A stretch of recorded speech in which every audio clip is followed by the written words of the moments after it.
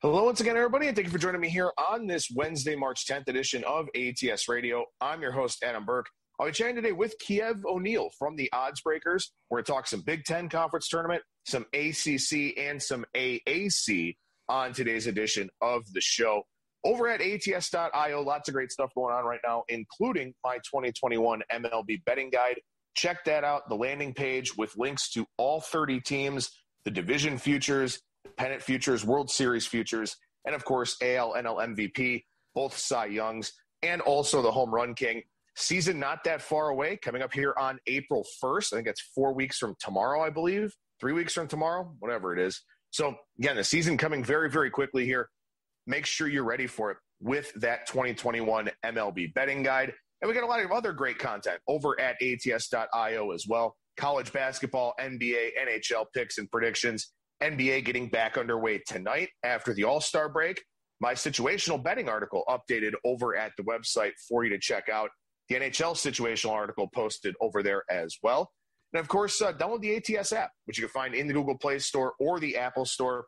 Full article integration from the website, a bet tracker, an odds screen, the chance to buy a premium model subscription, and a stats database to help you with your handicapping, break down some of these games, find yourself some winners. So that ATS app, a very, very powerful tool for you to use. And then for me personally, did a spot on VSiN yesterday with Wes Reynolds and Brady Cannon talking about the MLB betting guide, some division stuff. You can check that out over on VSiN's website. Also did Ken Thompson's show on SportsX Radio last night. So kind of making the rounds, doing some media stops here for the betting guide. I've gotten a lot of positive feedback with that so far. Hopefully you've enjoyed it as well if you've gotten into it. Or if you haven't had the chance to get into it yet, biased, but I suggest that it is something that you check out to get ready for the 2021 Major League Baseball season. With that, we bring on today's guest. That is Kiev O'Neil from the Oddsbreakers. And Kiev, how's it going today, man? Well, it's conference tournament week, Adam. Doing fantastic, but maybe I should ask you how your week is going so far on the Strip. It's good, man. I'm tired, though. I've been running all over town, catching up with people. Got to have lunch with Brad Powers yesterday, which was nice, down at the South Point Sportsbook. Got some of those iconic hot dogs from over there by the book. So a lot of fun with that. Catching up with everybody has been real nice. But, you know, it's a very busy time of year for a lot of people here with conference tournaments and all that going on. So, you know, everybody eyes on the prize here for us this week with these conference tournaments. And, of course, March Madness coming up here next week. Anything, you know, that's really surprised you as far as the conference tournaments go so far? Not really. You know, I mean, the conference tournaments. Well, I guess let's just say BYU last night was pretty awesome to watch for a while. I mean, I didn't expect BYU to be leading Gonzaga, and I had the over. And as soon as I seen BYU leading, I knew over was going to hit. I mean, because Gonzaga was going to catch them eventually. And it was a great second half bet for anybody that got Gonzaga minus 8.5 down last night. So that was a surprise. Obviously, in the Horizon League, you know, Cleveland State, I had them last night, thank goodness. But I mean, just the fact that they won that tournament was a pretty big surprise because, you know, the favorites, Detroit and Wright State, were out of that one. And, you know, here and there, there's definitely been some upsets. So, you know, and nothing out of the ordinary because you're used to seeing some of the big upsets. But it's been fun so far, man. Yeah, it has been. You know, I think there are a couple that are kind of interesting. I was pretty surprised to see Appalachian State prevail in the Sun Belt Conference tournament because they were a jump shooting team in a pretty interesting situation where in the first game they played in the small venue, and then when they won that game in advance, they went to the bigger venues, and they were still able to prevail. They beat Coastal Carolina in overtime in the semifinals, then beat top-seeded Georgia State, at least from the East Division, the top seed, to win that conference tournament. Pretty surprising early exit for Texas State in that one.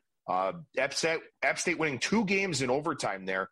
And again, it just sort of illustrates what can happen here in these conference tournament games, this one-and-done format. The other one that surprises me a little bit here is Oral Roberts coming out of the Summit League. You know, I thought South Dakota State and South Dakota were, you know, pretty clearly the two best teams in that league for me.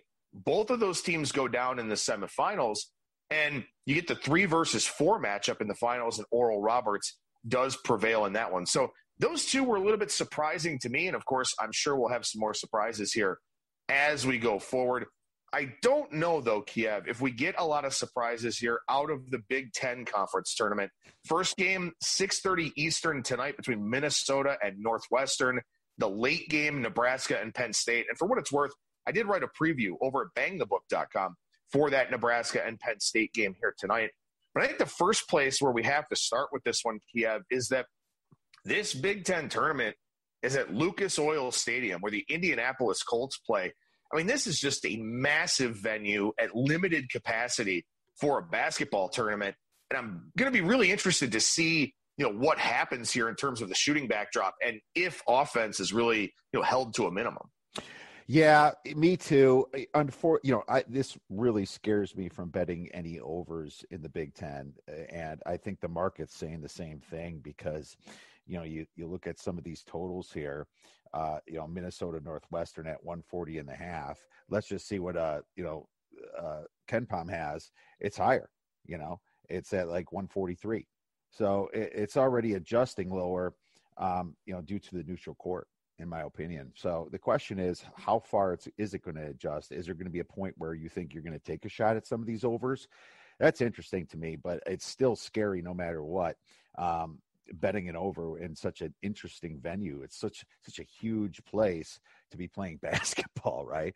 Everything else is going to feel like it's dark around you, right? So I'm interested to watch the two games today to kind of get a little bit of an idea of how the teams are picking this up. Yeah, and just real quick for our listeners here, we've got an unconventional recording setup, to say the least, here with me being out of town. So hopefully everything's coming off okay. There's no lag. There's no issues with the sound, with the feed, all of that. If there are, I apologize for that. I'll do the best I can in the editing process. But, we've seen mild movements towards the under here so far. Minnesota Northwestern down a point or point and a half across the board. Sort of seeing the same thing with Nebraska and Penn State tonight. Down about a half a point or a point for that game. So people may be gambling a little bit on the under, thinking that, this venue will kind of come into play. But something I know that you've talked about, you've lamented about on social media, and make sure you follow Kiev on Twitter at the Oddsbreakers. We've had a lot of whistle-happy officiating in the Big Ten. We've had some officials sort of mar the ends of games, kind of take over and put themselves in the spotlight. That's something that's always concerning overall, but especially in a conference tournament format where you're going to get foul fests at the end of the games because these teams extend them, trying to extend their seasons and all of that. So maybe that's something that could be strong enough potentially to neutralize this difficult shooting environment to where maybe that's part of the reason why people are kind of scared to be betting the unders, even though it seems like a good environment for it. Yeah, that's true. I guess it could be lower because Big Ten unders are a little bit shaded to the under anyway. But maybe you look at the first half under if that's the case, because a lot of the foul fests come at the end of the game. And if you think that the backdrops are really going to affect here, why not do the first half? It gives you a shot, and it kind of takes away that end of the game pressure that these teams are facing. So, we've hammered derivative betting before. I don't see any reason why not to look at it again. Yeah, I really like hammering the derivative angles. I think it makes a lot of sense. And you look at some of the games from last night's action even. And you've got a situation like Oral Roberts and North Dakota State. Oral Roberts up 25 at halftime, blew that lead. The game was tied, and then Oral Roberts won the game, I believe, with a 3 right before the end. But when you look at those things, if you've got, a lopsided first half, the second half's usually going to play different, especially if the better team is down. And even though North Dakota State lost, I do think they were the better team there. So I'm not surprised that they had that big second half comeback. But you will see that a lot. And you will see that a lot in this Big Ten tournament because of the format, because you've got teams playing 3-3, 4-4. I don't think any of the teams in action tonight play 5-5. I don't think you see Penn State or anybody make a run to the finals. But you get those tired legs in the second half too. So derivative betting, I think, is absolutely the way to go here, whether it is side or total. Yeah, 100%. And, with Oral Roberts, I did want to mention that one. It just goes to show you that, some of these middle-of-the-road desperate teams can really make some noise in these tournaments, and that's why I don't like taking favorites all the time in these tournaments unless it's really cut and dry, and I'm going to hit some derivatives a lot. And I think you are as well, Adam, from the sound of it. And, hopefully it comes to fruition, but, taking a second half under is something I probably will not be doing at all. Yeah, I don't blame you. And we can talk about this more when we get to the ACC, but another example from last night, Duke leading by 14 at the break against Boston College. Duke is that, cornered rat team. They've got a lot of urgency. Boston College, a team that wasn't winning that game. They probably knew that. They've had kind of a challenging season overall. They kind of rolled over in the second half. So you're also going to see that, particularly in the early round games. Maybe we, don't have enough of a sample size left to fully take advantage here this year, but it is something for our listeners to file away for future conference tournaments. So with the games tonight here, Kiev, as we talked about, you've got the 13-12 game between Minnesota and Northwestern. Minnesota is not at home. They're in a neutral site. We've talked about this all season long. They are not good at all whatsoever away from the barn. And Northwestern, a 1-point favorite in this one tonight, total 140.5.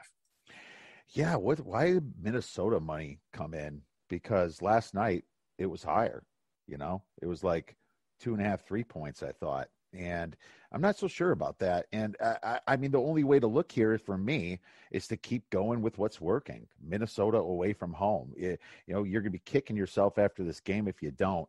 But the venue here is different for both teams.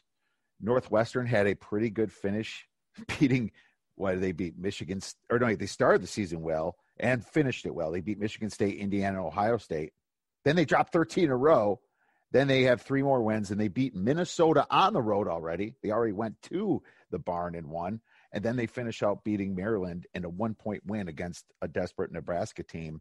Minnesota's just so injured with Kalsher been out, and obviously Robbins, he's been out. And from what I read, Robbins isn't playing this game.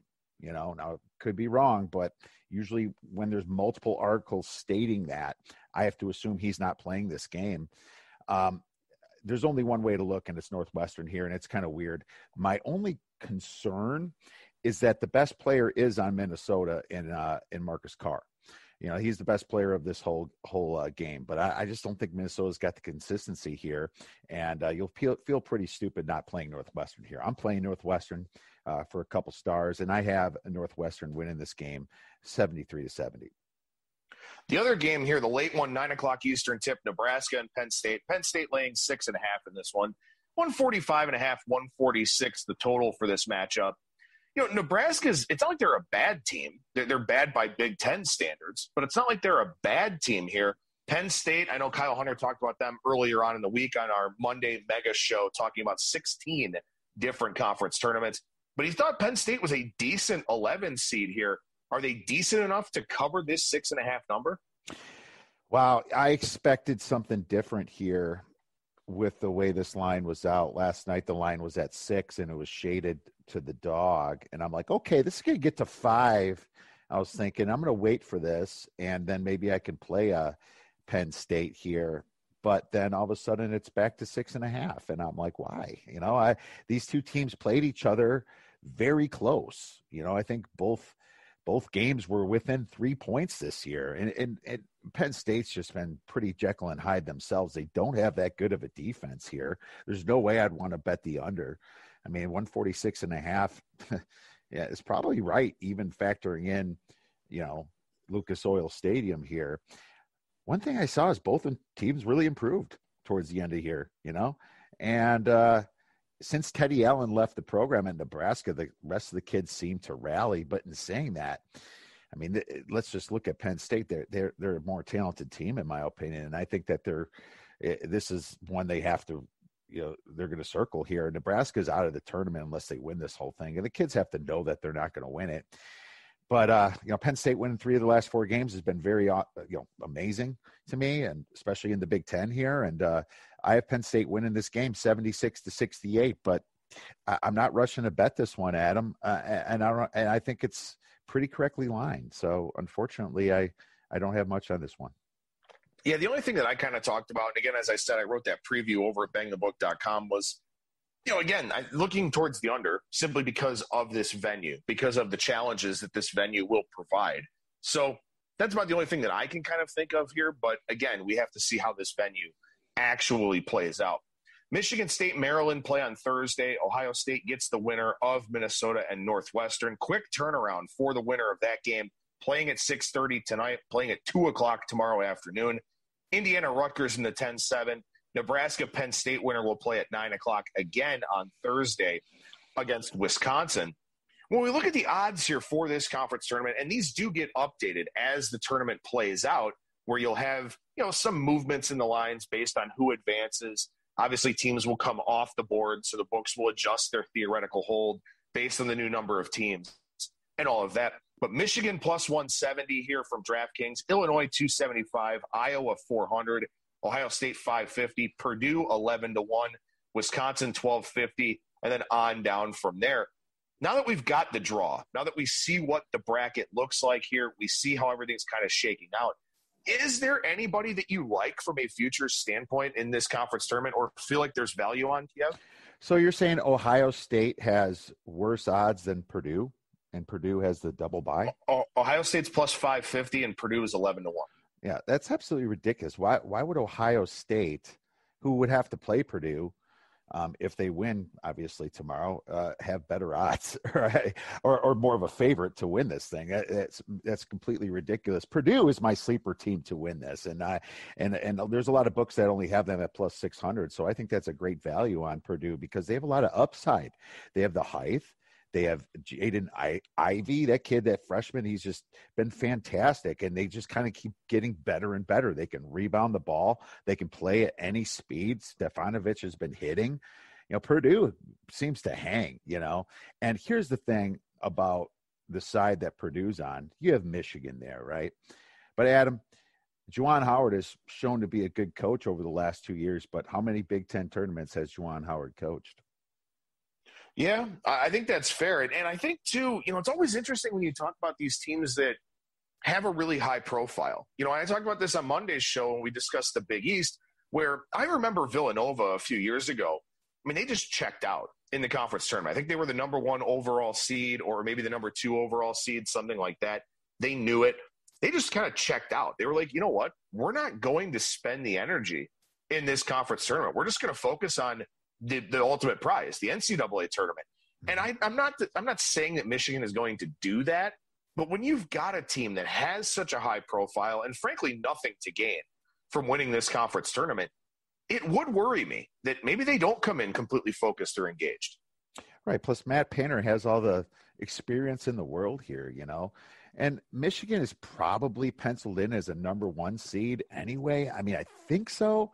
I don't think a first-round knockout by a Purdue team is something like to look down upon, And Michigan, you could tell they mailed it in against Michigan State, but they really didn't finish the year that well either. So I think Purdue's live on this side of the bracket at over 10-1. That's some good odds. I gave it out on this show 3 weeks ago at 12-1, and I'm still shocked that Ohio State's favored over that. That blows my mind, Adam. Well, what about the bottom of the bracket here? We've got Illinois and Iowa, a couple of pretty good teams. Obviously, you're a Wisconsin guy, so you know the Badgers inside and out. And, we'll see who wins that 14-11 game, but I don't think either one of those teams will be that big of a factor.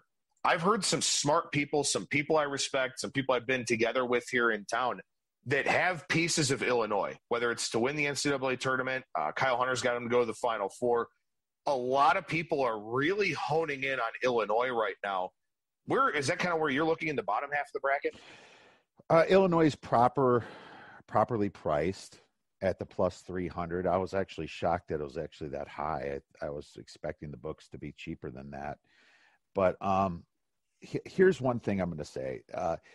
I think I would probably take Illinois just to be on the opposite side of Purdue there and maybe win either way if they match it up. Or I might just do a money line rollover on Illinois, which I'm not even sure if I would get that good of odds if they face up to Purdue, So maybe the plus 300 is pretty good. But I do want to say to watch out for Wisconsin. And on this show, the people been listening. They know how bad I've been harping on my team all year. But this is the point where you got to be careful for a team like Wisconsin because they have all seniors. These kids have been playing together in this tournament for 3 to 5 years. They're the most experienced team. And now Greg Gard finally opened his mouth, stuck up for Davison. It's been all over the news on how he just absolutely got shot in that game against Iowa by the poor officiating at the end. It's a big story out there. The team's going to rally, and we've seen this team get hot and shoot threes before out of their mind. I would be concerned to bet against a Wisconsin team. And, in saying that, I like Wisconsin as a dog game by game, but I think Illinois is the proper team to be on that side. So I do agree with the people that are on the side of Illinois. Yeah, and again, you sort of look at some of these teams here, and you wonder about a team like Iowa, where defensively they have gotten better as the season's gone along, and everybody knows that. It's no secret. It's been covered extensively. But they're still an offense-first team. They still need to be able to score. They've got some injury concerns as well. Wieskamp being banged up now. Frederick has missed some time here in and out of the lineup. And if you're an offense-first team and this venue plays the way that we kind of anticipate that it will because it's so big, you kind of got to lean towards the defensive side of the equation here.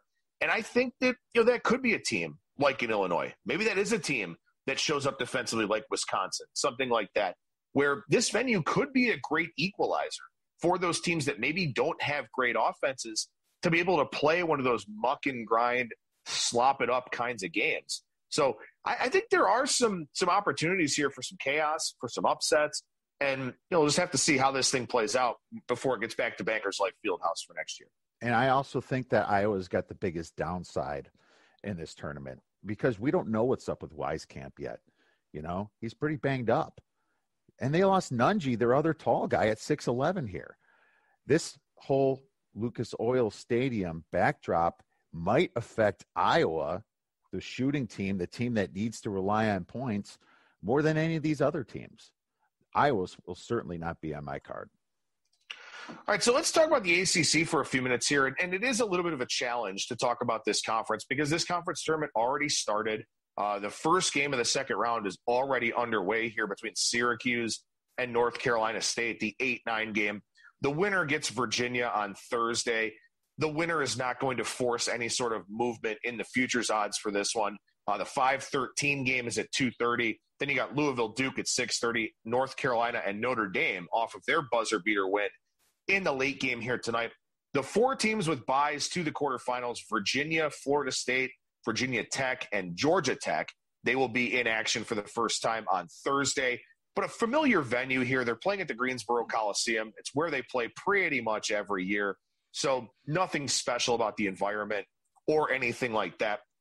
Real quickly here, before we dig into the futures prices for this one, I want to focus on the two late games, Louisville, Duke, North Carolina, Notre Dame, and just kind of pick your brain and see if you have any thoughts on those.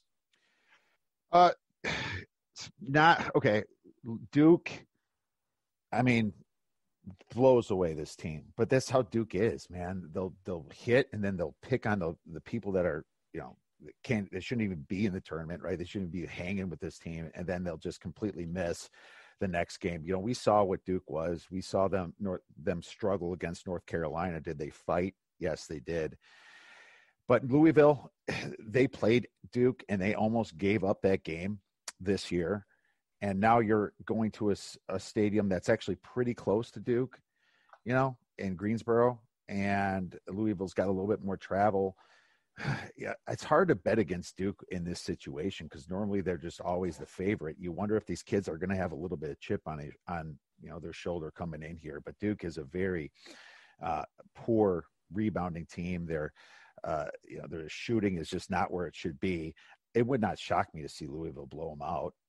It really wouldn't. So I'm going to give you a lean on Louisville. But what scares me is, Coach K in this situation. We haven't seen it in so long. You wonder if it rallies the team here. So this was one I've still been scratching my head on, Adam. I think Louisville's the better team. So I'm going to give you a lean to Louisville right now. Yeah, and this is when Duke, 2.5-point favorite, total 140. And, I think we saw a little bit of price inflation in Duke's number yesterday against Boston College because you've got that narrative. And, I'm sitting at the South Point Sportsbook with Brad Powers yesterday, and ESPN's on, and they actually have the audio, pumping through the sports book. And the narrative, the talking points leading into that Duke-Boston College game were just all about, what does Duke have to do to get in the tournament? What does Duke have to do to get in the tournament? Will Duke get into the tournament? Will they win, 4 games in 4 days? All of this. And that gets priced into the markets here. I mean, you are paying a premium on Duke games right now. And maybe they win and cover, and obviously they did yesterday, and Boston College provided very little fight. But just know that you are buying at a high point on Duke at this point in time, in my estimation. So, if you want to take the -2.5, that's fine. If you think Duke matches up well, or you think that those narratives kind of come to fruition, just keep in mind that you're not getting any great line value to back the Blue Devils right now. Not at all. And especially from a future standpoint, I tweeted out yesterday, or was it Monday, that Duke was 10-1 to win the ACC tournament at a book. I immediately called them out, and then they eventually it moved to 20-1. And I guess the whole excuse would be, well, there's going to be so much money on Duke, we have to cover ourselves. Well, I mean, whoever's betting 20-1 on Duke, you pretty much retire right now, because you can do a money line rollover on them and possibly get 100-1, but if they actually make it, which I highly doubt. So Notre Dame, with that comeback against Wake Forest, maybe we call it a comeback, maybe we call it Wake Forest absolutely choking that game away. They were up by, 16 or 17 at one point, and then lose that game on that 3 from Notre Dame. Dude popped at like a 36-footer or whatever that was to win that one. North Carolina tonight, North Carolina playing some pretty good basketball down the stretch. They're plus 495 here to win this ACC conference tournament. They'd have to win 4 games in 4 days to do it, beginning with tonight's game here against Notre Dame. And North Carolina, 6.5-point favorite, 150.5 the total for this one.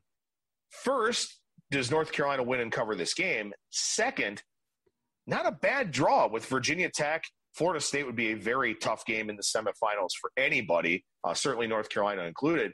Does this team really have a shot to win this conference tournament? North Carolina, I mean, the talent's there. And here's how they play basketball. I mean, they're tall.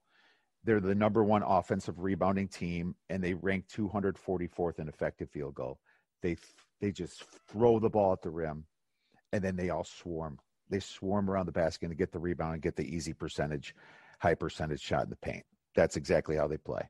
They don't shoot a lot of threes. Their 3-point percentage is only 30.9%, but they only rank 335th in 3-point attempts compared to all the field goals they shoot, right? So, I mean, that's Notre Dame. That's North Carolina's game, really. They're tall. I mean, if Notre Dame can actually box this team out somehow, just know it's coming, that they're all going to charge the basket. Maybe Notre Dame gets a couple sneaky threes themselves and makes this a much more competitive game. I think the book's out on how to beat North Carolina. The question is if you can do it, right? Notre Dame up and down themselves. Like Wake Forest was shooting out of their mind, and I must say that killed my under bet yesterday, Adam. I thought I had a good number at 143, and it closed at about 140.5 yesterday. And I mean, this thing went way over anyway, because Wake Forest was shooting at like 60-some% in the first half, but they choked, and Notre Dame came back, and I don't think North Carolina wins this thing.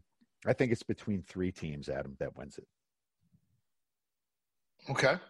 And we've got Virginia here plus 225, Florida State plus 250, Virginia Tech 5-1, Georgia Tech 8-1. I assume the 3 teams come from that group. It does. Absolutely. 100%. And if you saw my tweet the other day, Georgia Tech at some books, including DraftKings, was at like 25 or 30-1. It was at 30-1 at least when I gave it out. But it was, I tweeted out, it was at 25-1 plus 2,500, and that thing dropped all the way to 6-1. That's what you got to look for. Get these conference tournaments odds early. I hit Georgia Tech again at 25-1, and that thing went all the way down to 6-1. So it's very important to shop around in the beginning when these odds come out. Okay. I think Georgia Tech's got a great upside for their price. Now at 6-1, I would just do a money line rollover on them. But Georgia Tech has just surprised everybody, and they got a chip on their shoulder this year. They're looking to win this thing. I would say the best coach team is Virginia, but Florida State's the most likely to win, in my opinion, because they're tall and, they just have everything going for them. But, I think Georgia Tech's going to really be gunning for this one. And I think Florida State and Virginia might be looking more towards the NCAA tournament. I think all three of these teams are the best in the ACC. I have Florida State first, and I have Virginia and Georgia Tech tied. Georgia Tech has a fantastic offense, and their point guard there, I keep forgetting his name. I think Alvarado. Jose Alvarado's been absolutely fantastic. He's shooting over 40% from three. Some of the other team like DeVoe, he's shooting 39% from three. Moses Wright, 6'9" senior, shooting 39% from three. The guys are balling out, and their defense isn't really that bad, ranking 54th on KenPom for the ACC standards anyway, Adam. So my play was Georgia Tech, and I'm, even if it loses, I'm happy I got the 25-1. I gave it out at 16-1 2-3 weeks ago to our members, but it's between. I think any of these three teams are game to win it. Yeah, and you have to like Georgia Tech's draw in the quarterfinals too, whether they play Clemson or Miami, and listeners will know that by the time they probably get around to this show. But Clemson, a team that's not great, kind of a weak 5. Brad Brownell's teams never really play well at this time of the year. So Georgia Tech gets a pretty good draw there. And we know, and we've seen it in the past, that Virginia is beatable in this one-and-done format. Their defense isn't quite as strong this year as it's been in past years. The offense isn't either. They're a number 1 seed in a pretty depressed ACC environment. I don't think the draw is all that bad for Georgia Tech. But as you said now, as opposed to the futures price, money line rollover with the Yellow Jackets is the way to go, because there'll be a dog to Virginia and there'll be a dog to Florida State, who I do think emerges from the bottom of that bracket. So you'll do better than the 8-1 that's out there now. The money line rollover on the Yellow Jackets. 100% money line rollover all the way at 6-1. That is mispriced right now. And, North Carolina's got a shot too. I just think Georgia Tech's got some pretty big upside here. All right, so we move on to the last conference that we're going to talk about here, and that's the AAC, from the ACC to the AAC. This one has not started yet. We'll start on Thursday, bright and early, 11 a.m. Central Time game between South Florida and Temple. This one played at the Dickies Arena in Fort Worth, Texas, and this will be a first-time venue for this conference tournament. It was supposed to be there last year, but we all know what happened with that. So this is the first year that these players will really get a big feel for Dickies Arena. This is a conference tournament that has jumped around quite a bit, been in Memphis twice, in Hartford twice, in Orlando twice. Now it's down in the state of Texas. And, of course, there will be some fans in attendance, I believe, for this one, with Texas kind of relaxing some of their restrictions. But you got these 6 through 11 teams playing on Thursday. UCF, East Carolina in the late game, Tulsa, Tulane in the middle game, South Florida and Temple in the first game. Wichita State, Houston, Memphis, and SMU, the teams that get a bye into the quarterfinals as the top 4 seeds. Then also Cincinnati playing in that 4-5 game against SMU. So as we look at the futures prices for this one here, if I can find them on the page, we're looking at an interesting situation, because the number 1 seed Wichita State is not the favorite. The favorite is Houston, and a odds-on favorite at that at minus 182 from DraftKings. Wichita 275, Memphis 525, SMU 800 for this one. What do you think? I mean, Houston being such a big favorite means there's probably value somewhere else for a team, maybe to run into the Cougars in the final. Yeah. I mean, Houston, very easy schedule after they got Texas Tech, and they were very good that game. But, dude, this is back in November, and Texas Tech could not shoot at all that game, and Texas Tech got better throughout the season, but Houston just showed us who they were at home against Memphis. I mean, that last 3, thank God it went in, because I had the under 134. Otherwise this thing was going for overtime. They shoot a half court 3 to beat Memphis, who just hit a 3 to tie it. And this is in Houston. Memphis, to me, has the biggest upside in this whole conference tournament here. You got to remember that Penny Hardaway has been a fantastic recruiter over the past couple years here. for Memphis. I mean, they've had some top 10. I think the one with Wiseman was the best recruiting class ever. Of course, he left early last year. But, I mean, if you look from a talent perspective, Memphis is right up there, maybe the most talent here. And Houston, they've certainly proved that they, have some shooting issues. They only rank 150th percent in effective field goal percentage on KenPom. That's an issue, right? Why are they only ranking 50% in this conference? It's not like they're in the Big Ten. Their shooting is a big issue to me. Now they can rebound the ball offensively, but Memphis is starting to turn it around because their big problem was the turnovers. They ranked 325th in turning the ball over, but they've started to clean that up. Memphis ranks number 2 on KenPom in defense in the whole league, in the whole NCAA. I mean, I don't buy that at all, of course. And I think, you can put up Baylor or Michigan or anybody else really in the top 10 against their defense. But either way, it just shows that they have a pretty dang good defense here. And I think if Memphis can hit some shots, which they actually shoot threes decently, 35.5%, they're live for this tournament, Adam. Well, the thing that's really interesting to me about the pricing with Houston is that they'll probably get Tulsa. Tulsa's not a bad team. I don't think Tulsa's a great team, but they're not a bad team. So that's kind of an interesting 2-7 matchup in the quarterfinals.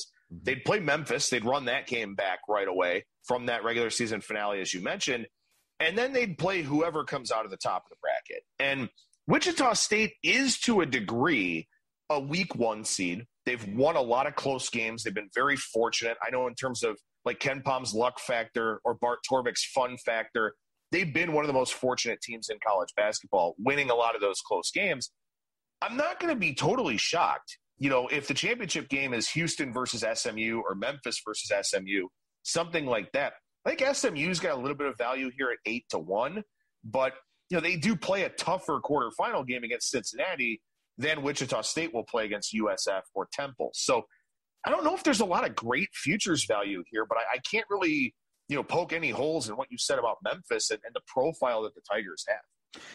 Yeah, and I just think, I think Houston and Memphis are the best 2 teams. Wichita State's fake. They have a huge luck factor going on for them.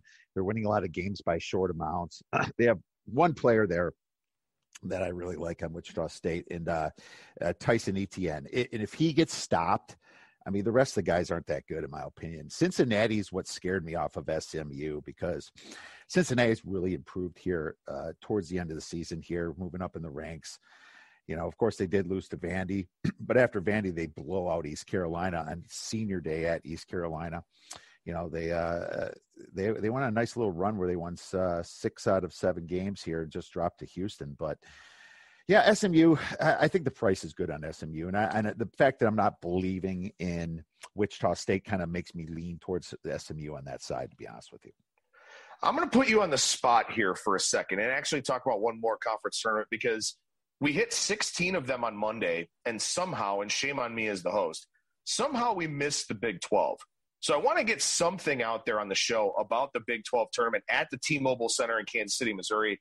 Different name, same venue. This is where they always play this conference tournament. It starts tonight, 8-9 TCU, Kansas State, 7-10 Oklahoma, and Iowa State. Oklahoma, a big favorite in that game.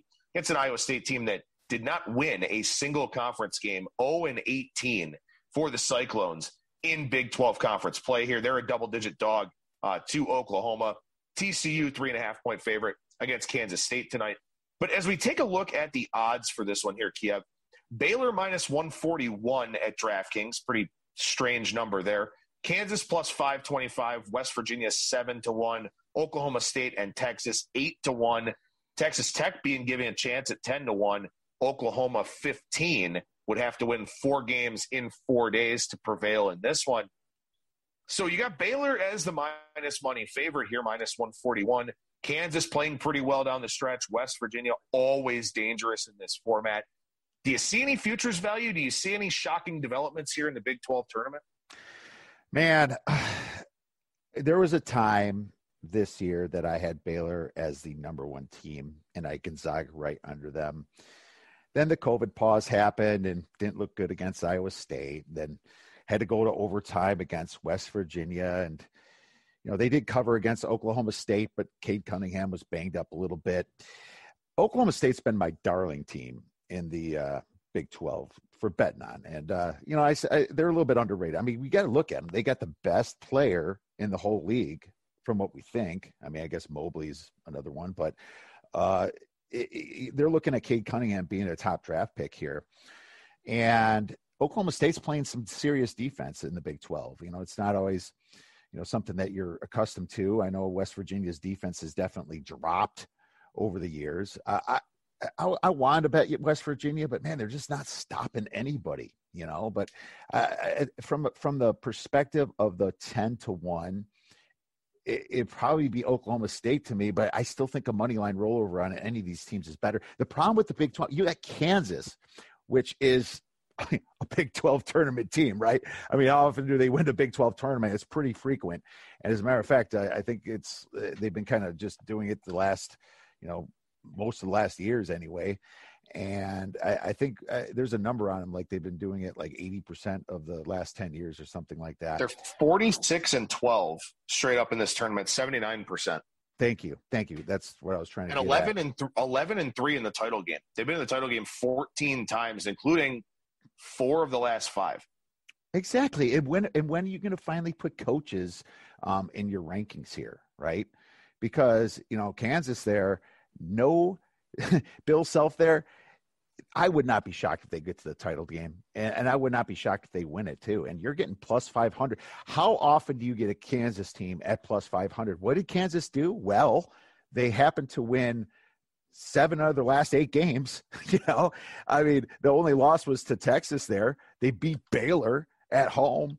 Then, obviously they have this hiccup against UTEP, which was a complete letdown spot, but they weren't motivated that game, right? UTEP had all the motivation there.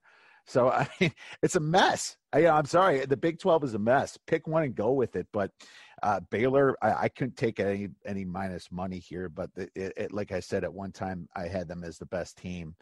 I wouldn't be surprised if Kansas won it. I wouldn't be surprised if Oklahoma State won it. I don't think Oklahoma's going to win it, but Texas has a lot of talent as well. It's a mess, Adam. Do you have any thoughts on it? No, not really. I mean, you sort of look at this, and to me, any semifinal matchup is a tough one. Baylor gets the winner of West Virginia, Oklahoma State. And by the way, that 4-5 game on Thursday, 10:30 a.m. Central Time. So maybe a first half under with a potentially sleepy start to that one. But Baylor gets the winner of that 4-5 game. And both West Virginia and Oklahoma State are very good teams. It would not be a walk in the park for Baylor at all. Kansas should beat Oklahoma, I would think, in that 2-7 game, but then gets the winner of Texas and Texas Tech. And as disappointing as Texas Tech has been, and I don't think 10-1 is a good enough price on them, but Chris Beard is an exceptional head coach. So that's something you kind of worry about in this quick turnaround format where Texas Tech could go on a little bit of a run, rip off 3 in 3 days and, go ahead and win this thing. So, yeah, I agree. I don't think there's an easy path for anybody. You're knocking out a couple of bad teams in the first round here on Wednesday. I don't think there's an easy path for anyone. I don't know if there's a lot of futures equity, but, again, with it being, such a competitive top-heavy conference, maybe there are some derivative markets you can look to attack or something like that. Right. And when you say top-heavy, there's like 5 teams here. I mean, I'll be shocked. Top half heavy. Yeah. I would be shocked if a Big 12 team is not in the Final Four, Adam. I'll be shocked, to be honest with you. Oh, interesting. So are you looking at any Big 12 teams for your futures portfolio, or is it too tough because Baylor's price is, pretty short? Baylor's price is too short, but I mean, I expect him to get to the Elite 8 and maybe the Final Four. But then you have a team like, Oklahoma State that will have the value. I mean, if you can get them at better than 50-1, I can see them in the Sweet 16, and maybe you can start hedging out of that. I mean, Kansas is Kansas, right?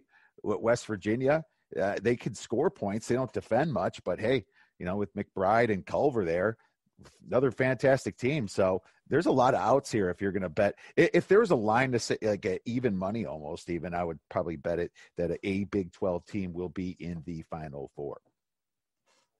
All right, we'll put a cherry on top of this Sunday for our listeners here. Talk 4 different college basketball conference tournaments, but there is a UFC event here this weekend coming up on Saturday. And you mentioned to me before we started recording here that you do have some thoughts on the main event here for this UFC card. Of course, coming off of 3 title fights last week, this is not that great of a card. It's had a lot of changes, a lot of fights shifted around, moved around, a lot of fighters taken off the card, including Chimaev in the main event, maybe retiring due to COVID complications, maybe not. Dana White says he's not.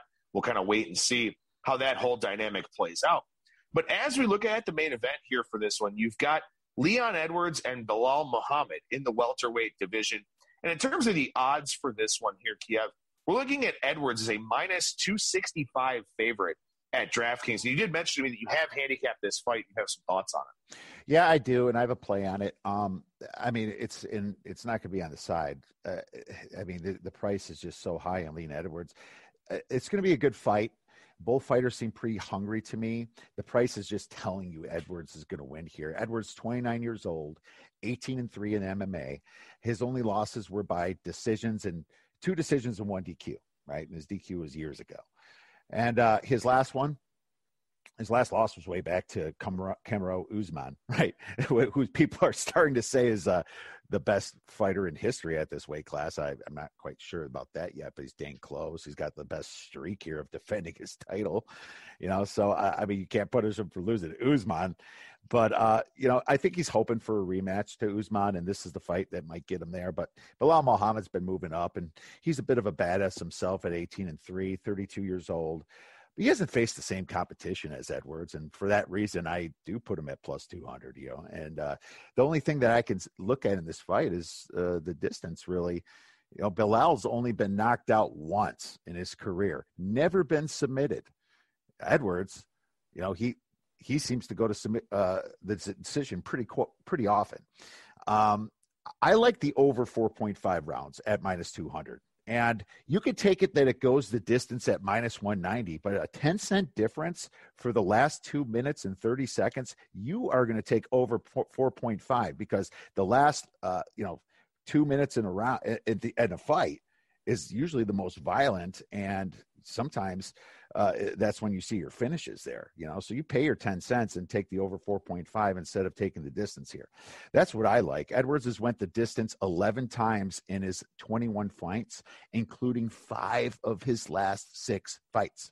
He likes to win that way. He doesn't want to expose himself. Muhammad has went to decision 15 times out of 21 fights, including 7 of his last 8 fights. I think this is mispriced at minus 200, even for the 5 rounds. I'm going to take the fight goes over 4.5 rounds. Yeah, I like that one. I think that makes sense. And also I'm looking here, if you do like Edwards to win the fight, again, he is minus 265. Seeing Edwards by decision, even money, maybe there's a better price out there somewhere, but DraftKings listing Edwards by decision at even money. But as you said, I think for 10 cents, why not just take the over 4.5 and give yourself that extra cushion as opposed to this one going the distance where, maybe somebody takes some punishment in this fight and it does end a little bit before the final bell. But a good breakdown there from you on that UFC main event for this weekend. And good breakdowns across the conference tournaments as well with Kiev O'Neil from the Oddsbreakers. And, I talked about how much I've got going on at the top of the show, but you got a lot going on here yourself at this time of the year over at the website. Yeah, absolutely. At the Oddsbreakers, we're just flying through plays, and Chris over there is doing a fantastic job. We're kicking out free plays every single day. There's also a free subscriber section. If you haven't checked that out, make sure you check that out. We're giving a lot of free subscriber plays. If you like what you hear at the Oddsbreakers, if you like our podcast, feel free to contribute and sponsor us and become a member, and we'll definitely give you our premium plays when we make the plays if you want to do that. But otherwise, we're happy to give you free plays, and just happy that you're listening to the podcast. We have a lot of great guests coming up tonight. We had Ralph Michaels on Monday for the conference tournaments. So this is the busiest time of year. You're going to see probably 2 to 3 podcasts a week, most likely early in the week here. And real quick, the Indiana does play Rutgers tomorrow. This is a free play. I'm just going to quick give out. I'm going to give out Rutgers -1 here. I mean, Rutgers leads Indiana 3-point percentage, rebounding, field goal percentage, block shots, turnovers, assists, defense. I mean, it's a laundry list, right? I have no idea why this spread is going to be this low according to these projections. So sorry, Adam, I had to quick throw that out. We're going to take Rutgers tomorrow for your free play. No, absolutely. Glad you mentioned that. Sorry we didn't talk about that game when we discussed the Big Ten, but I think it's a good note to end on here on this Wednesday edition of the show with Kiev O'Neil from the Oddsbreakers. At the Oddsbreakers on Twitter, at Kiev OB is your personal Twitter account as well. But Kiev, appreciate the time as always, man. Thank you so much for joining me. We'll talk to you again next week. Talk to you next week. Everyone enjoy the games. There you go. There's Kiev O'Neil from the Oddsbreakers. Again, the oddsbreakers.com is the website. Follow him on Twitter at the Oddsbreakers. Coming up on Thursday, we'll chat some FCS college football for spring week 4. I think it is 5. I don't know. But we'll talk FCS on tomorrow's show with Brad Powers. Talk a little bit of FBS with him and probably some college basketball as well. And then on Friday, I will do the Bettors Box, taking a look at a 5-and-fly for the American League Central Division. Also update some of the injuries and other situations from around spring training. That'll do it for me. Thank you so much for listening, everybody, and I will talk to you again tomorrow.